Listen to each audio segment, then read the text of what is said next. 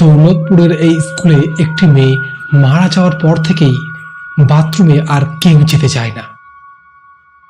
বাংলাদেশের দৌলতপুরের এই উচ্চ বিদ্যালয়ে একটি মেয়ে বাথরুমে যাওয়ার পর অনেক সময় না ফিরলে তারপর সময় বাথরুমের দরজা ভাঙে এবং দেখা যায় মেয়েটি ওই বাথরুমের মতোই গলায় ওড়না দিয়ে সুইসাইড করে নিয়েছে।